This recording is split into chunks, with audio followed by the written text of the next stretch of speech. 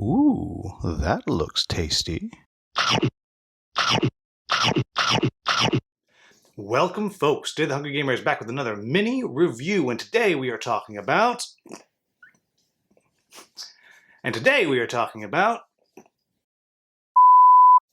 Welcome, folks. Today the Hungry Gamer is back with another mini review, and today we're talking about... Oh, come on!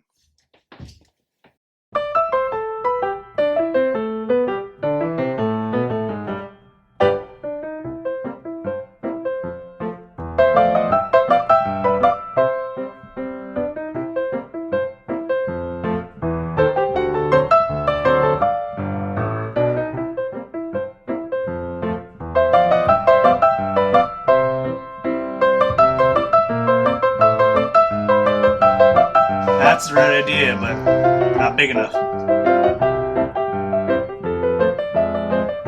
Nope. Come on, give me something bigger.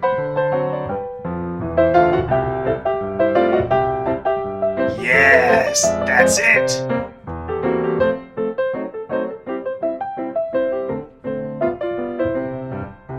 Welcome, folks. Today the Hungry Gamer is back with another mini review. Today we're talking about Too Many Bones. Now, if you know me at all, you'll know that I love this game. So, total spoiler for this mini review. I love this game. I have everything there is to have, with the exception of the stuff that you get from doing the riddles, because I'm not smart, so I don't have any of the riddle stuff, but I have everything else. And this is a game that I fell in love with a few years ago, and I've just never done a review of it. I've done a review of Burn Cycle for Chip Theory games, a preview I should say, and I've gotten a chance to see some other stuff, and I'm a fan. I like what they do, but I've just never put on video Too Many Bones before, and part of that was I was always intimidated by doing the rules overview, but now that I do mini reviews, I feel like this is a good way to go. So, let's talk about Too Many Bones. What is it? It takes place in this fantasy world, and you're going to take on the role of a Gearlock, which is kind of like a gelfling-looking creature thing, and in a world of humans and orcs and all that kind of stuff, you're going to go out on this adventure to take down a tyrant. The tyrant is some kind of big monster. And then through the expansion, which is Undertow, you can get on a raft and go down through another map, and it's all different kinds of things, new tyrants, and all of them to come together with one kind of overarching story that brings everything together. But in general, it's just a bunch of different fights and scenarios that you're going to go through to accomplish whatever the quest is. And how are you going to do that? Dice. So many dice. In fact, those are the bones referenced in Too Many Bones. You're going to be rolling dice for everything. As you level up your character, you'll be getting new dice, which correlate to new abilities that you're able to use. And then you'll be moving around on the small battle map with your Gearlock, which is just a really nice poker chip, and fighting other nice poker chips with health stacked up underneath them. And you'll be rolling dice for attack, rolling dice for defense. You'll be moving the baddies around on the map. You'll be moving yourself around on this small little map, trying to get positioning so you can use these special abilities that you've been unlocked. And these run the gamut. You might be playing the healer who not only can do stuff that heals, but he can also get a giant bone saw and do some damage. Not only can he do that, he can also go down the drug path, giving out these stims and chemicals that'll buff himself and buff his allies up. Sometimes it goes really, really well, and sometimes you poison yourself. Or maybe you want to play Pickett, who has a big, huge shield and does a lot of defense. Or maybe you want to play Tantrum the Barbarian, who's running around. He has a die that's literally called Rage, and he can upgrade that skill from Rage to Rage, and he can upgrade that skill from Rage to Rage, and all those kinds of things. So, what you're probably getting out of this is you're going to be rolling a lot of dice, and you're going to be doing tactical combat. But the core of how it works is you're going to be traveling along this map to fight whatever the tyrant is. And you'll have a set number of days that you're able to do that, and on each day you'll draw a new encounter from the deck. Most of these encounters are going to be combat, and you'll have a stack of different bad guys you'll be facing, and there's a whole bunch of different types of bad guys you can have, and they're all different depending on what tyrant you're facing, which combinations you have. You're going to have goblins in there, you're going to have orcs in there, you're going to have dragons in there, bog monsters, whatever. And like I said, most of them are going to be a fight. And the further you go in the game, the harder and harder the fights are going to get. But luckily for you, you've been leveling up, you've been finding treasure, and so on and so on.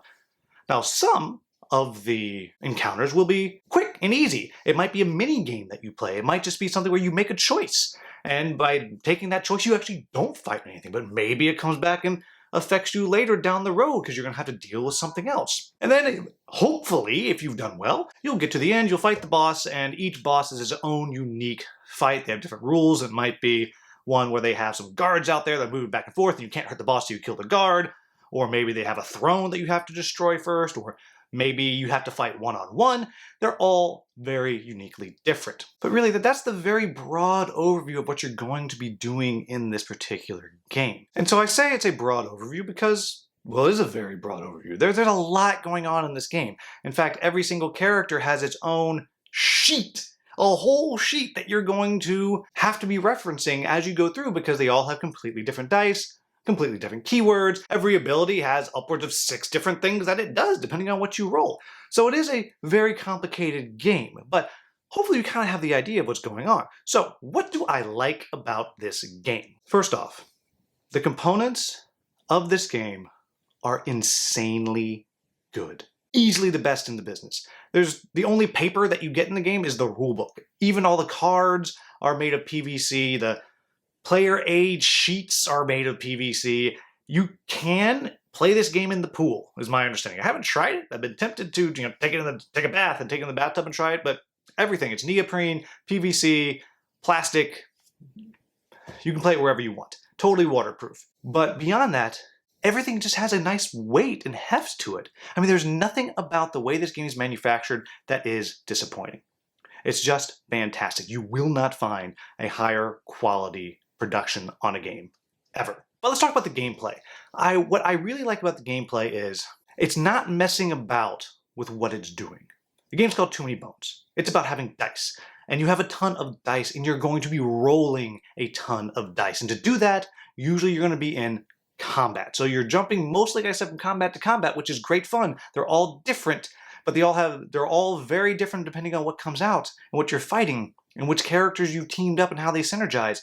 But you're just chucking dice all the time. And along with that, the way your characters level up is so satisfying because you actually have some hard choices to make. Do you want to just boost your core stats, which are always good? You tick those dice up by 1 pip. It's not pips, they actually have numbers, but you get the idea. Or do you want to get a new die? That's something brand new that now you can use, that now you can do. And that's how you level up. You get these skill points, you just get something new. And it's so much fun to experiment with different combinations of all these different dice that you can get. And all of them are useful if you can figure out the best combination, how to use them. And because the scenarios are so very different and the boss battles are so very different, it's always a different puzzle to figure out what do I need to do to have a chance to win this game. Because it is dice, you never know what's going to happen. You might just roll a bunch of misses, and that's what it's going to be. However, the next thing that I really like about the game is they've incorporated misses into the game. When you miss, it's because you rolled a bone, and the bone goes in this little slot you have above all your dice, and it unlocks new abilities. In fact, if you fill it all the way up, you upgrade yourself permanently, which is very cool. But otherwise, they're there and they can be used during the battle. They might be something small, like you change one of your dice to a different face. It might be something a little bit bigger, like maybe it does damage to something. Maybe it refills ammunition that you have. Maybe it heals you or moves you somewhere else on the board. It does all kinds of cool stuff. And it's just fantastic because sometimes you're literally rolling dice like, oh my gosh, I hope I miss. I hope I miss. That's what I want to do. I want to miss right now really bad. And that is awesome because that takes the worst thing about dice games, which is you can just roll a bunch of dice and just miss and do nothing, and makes it good. The fact that you're cheering for missing sometimes is awesome. So very awesome. The next thing that I really like is the incredible character variety. There is a character for absolutely everybody in this game. Whatever playstyle you have, there is one or more characters, and it's just awesome. And they're all so very different. Some of my favorites are, there's one who rides a big old boar and has little darts named Dart that it throws around. But it actually is a double-sided map. You can just literally stick your dice in there and flip the whole thing over because it can become enraged and go running around like crazy. It's so very cool. I also like Patches, the healer that I mentioned earlier, and just suddenly the healer's not healing at all. He's like, here's some experimental drugs. You want to try it? And it's fun. It's hilarious to me as you're playing through. And I also love playing Tantrum, the barbarian who just runs around and he gets angrier and angrier and angrier. And again, as he's getting hit and he's getting hurt, he's getting stronger.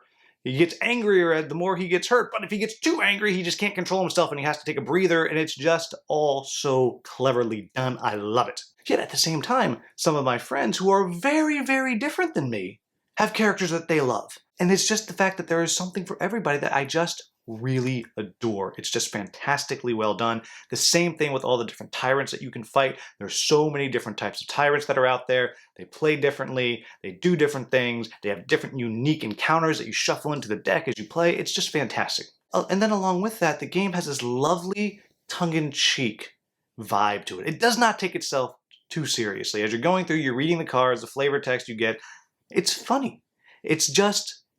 It's funny, but it's not this in-your-face funny. It's stuff that, if you're familiar with Settlers of Catan, then you'll get this joke. If you're familiar with something else, you'll get this joke. And if you're not, okay, it's just a little bit of a witty story going on, and great, you move on. So all of that, I just think is fantastic. So what are my quibbles with the game? And the first one is, because the components are so nice, the game is very big, very heavy, and very expensive. And to me, I absolutely recommend picking up at least the core box or the Undertow box or the new coming Unbreakable box, so you have some of it. I think everybody who likes adventure, combat, dice rolling games should own this in some fashion. But the problem is, if you want everything, like this trove chest here, it's a lot of money and it's very expensive. And like I said, it's very, very heavy. And I got this very cool trove chest here that actually holds everything, which actually makes it take up a little bit less space. But it's a beast to move around. If I want to take this and play with somebody, I actually have kept one of the other boxes so I can take stuff out of here, put it in that box, and I can carry it. So it is a thing to have it and to play it and to use it. The next thing that I'll say is, if you're looking for a very tight story, you're not really going to get it in this. I mean, the overarching story that kind of goes between the two, the core box to Undertow and then to, I assume, Unbreakable, is a good story, and it's interesting. You have to kind of read the storybooks that come with it, and I have them on PDF, but you can actually get them in physical form too if you really want, if you want to. But when you're playing the game, because you're getting random encounters shuffled together, it's not always really a coherent story. It's just little vignettes along this kind of a 10-day journey that you're going on. At one point you might be, I don't know, facing a bunch of beasts in the forest, and the very next one you might be in the mountains in a cave. And so in one day you've gone from the middle of the forest to caves in the mountains or something like that. So it's not necessarily coherent.